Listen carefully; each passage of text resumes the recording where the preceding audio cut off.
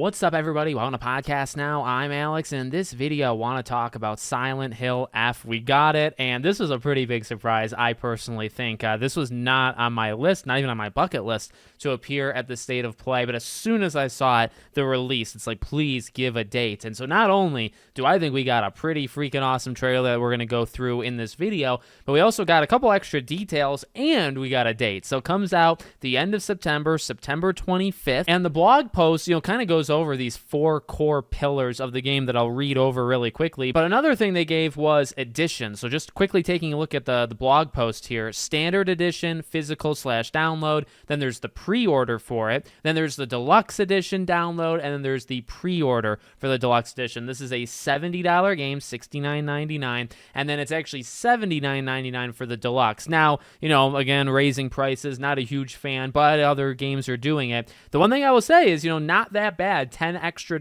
for quite a few things, if you pay for the deluxe edition, and you get that 48-hour early access. There's games nowadays charging $15, $20, $30 to play the game early access, so not too terrible.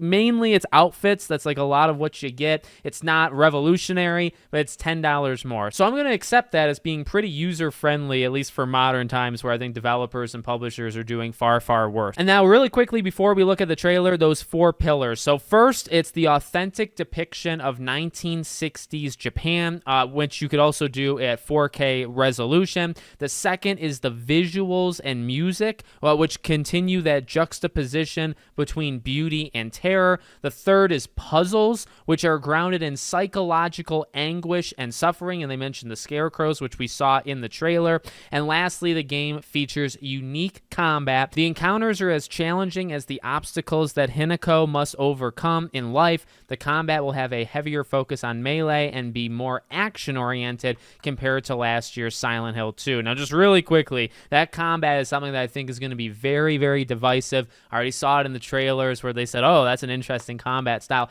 Personally, and we're going to go through the trailer, and I'm actually going to play it with me kind of watching it with you. I'm okay with it. I kind of have to see how it all plays out. I feel like, to me, Silent Hill 2 Remake literally just proved this last year, where it's like, even if something doesn't look like it maybe fits. Silent Hill has always had some pretty awkward and different style combat. And, leading into Silent Hill 2's remake, I was myself, I can only really speak for myself, but also the internet, was pretty divisive on it going in. The combat was one of those things that we were kind of hesitant on, and I personally really liked it. I know not everybody did. I did. I'll speak selfishly here. So for this combat looks very different. Does not look like the combat of Silent Hill 2, but looks pretty darn fun. And I feel like, again, I'm going to withhold judgment until I actually get to play it. And remember, I think we learned this in the ESRB rating. It's just like physical hand-to-hand / weapons. There's no guns. There's no sidearms or weaponry like that of any kind. So that was one thing that was kind of brought to our attention. All right, with that being said, let's watch the trailer. I'm going to play it with sound off just in case YouTube does some... I don't want it to mute me and all that jazz. But I want to go over it and talk about some of the themes and enemies and all that stuff that we see in this trailer. All right, so firstly here, I really like the setup, right? This is going to be... we know the story. We know it comes from a very, very good individual, and I think a lot of people are really excited for that.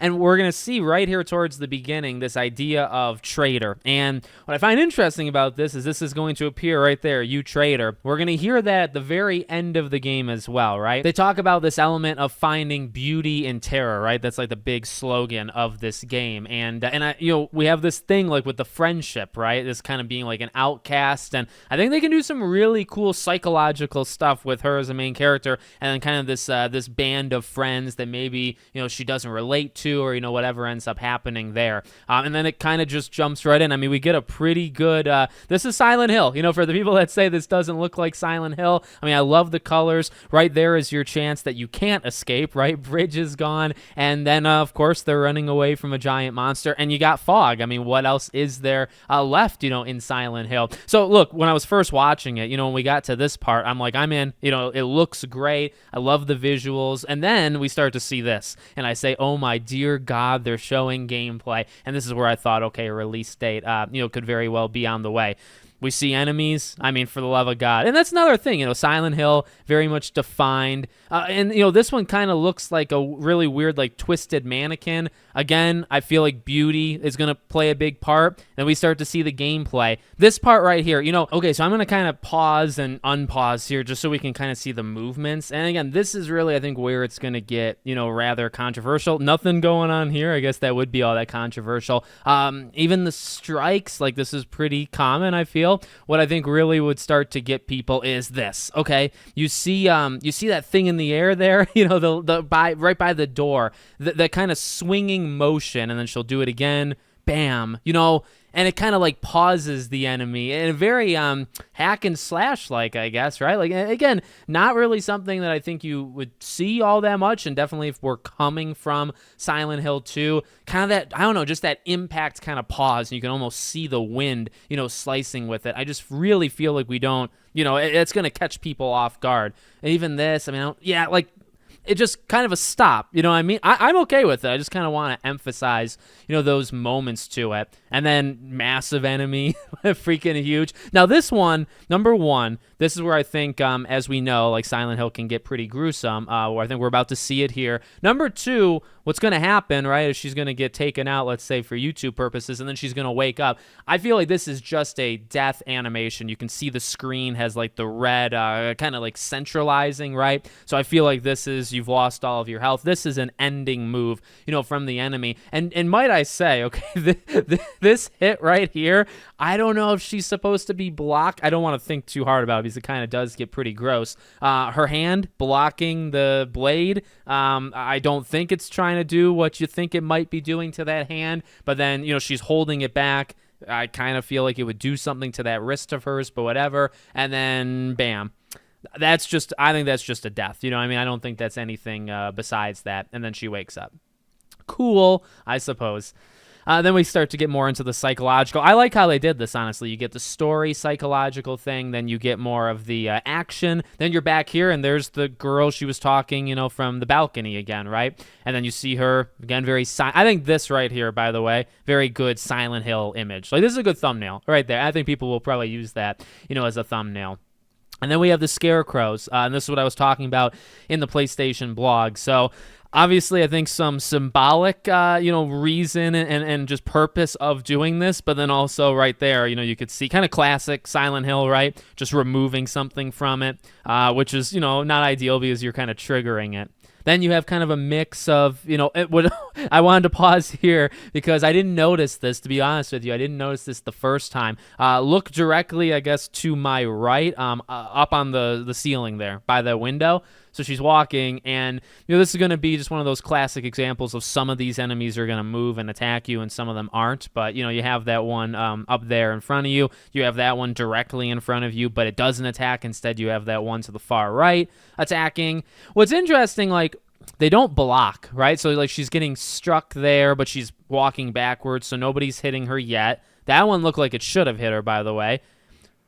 And then she's going to get hit there. Like, I just wonder, you know what I mean? Like, they're not doing any dodging or any blocking. And, this is a teenage girl kind of dealing with, like, those kind of crises, in her life. I wonder, because these enemies seem very aggressive, I wonder if they're going to do something to kind of, I mean, maybe right there or something like it. But then she gets hit again, in that situation. There's the strikes again.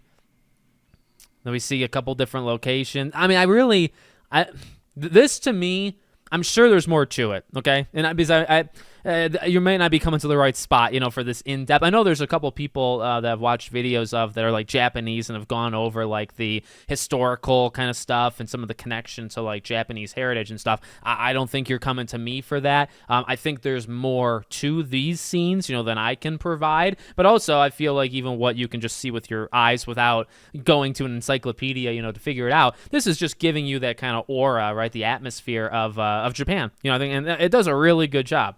I mean, I'm excited to explore, all of these locations. And then you have this. By the way, I mean, I guess we're going to get a better angle of that weapon right there. So, again, hand-to-hand type stuff. We're going to get a freaking spear. That's cool. By the way, this is pretty good for distance. I was just talking about that with enemies. So I imagine that's going to be a weapon you want. I love the lighting. I love the visuals just overall. This enemy is going to look very, very scary when they turn around. Disgusting. Again, very, very Silent Hill. Let me see if I can. Oh, yeah, right there. I mean, come on. Right? Insane.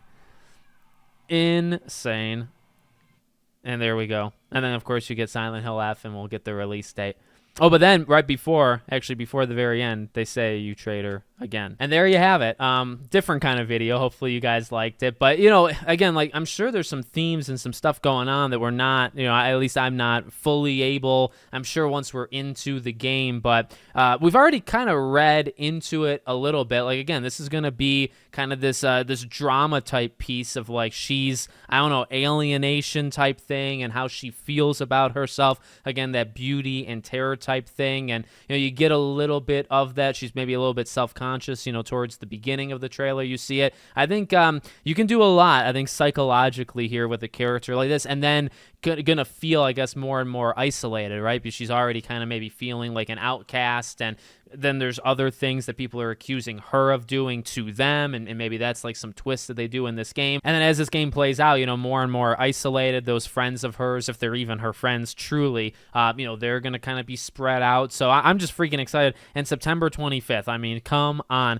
Comes out just a few days before Digimon and Ghost of Yotei and Directive 8020. And really, all of September is completely packed, and the beginning of October is completely packed. So this is going to be in a very heavily compacted, area. But horror game, and to come out end of September, it's pretty perfect. You want to aim for October. You want to nail that Halloween time, and this is a game that you might be able to beat before October 1st if you're fast enough. But it's a really good, I think, time for this game. And to get 2 Silent Hill games in back-to-back years, I called it. I said this was freaking possible, and the rating, I think, kind of proved that this was possible, and people wanted to believe it was next year, but man, oh man, we got it this year, and I think that's freaking awesome. So let me know what you guys think in the comments. Make sure, as always, you're subscribed to the channel, bell icon turned on, and I hope to see you all on the next one.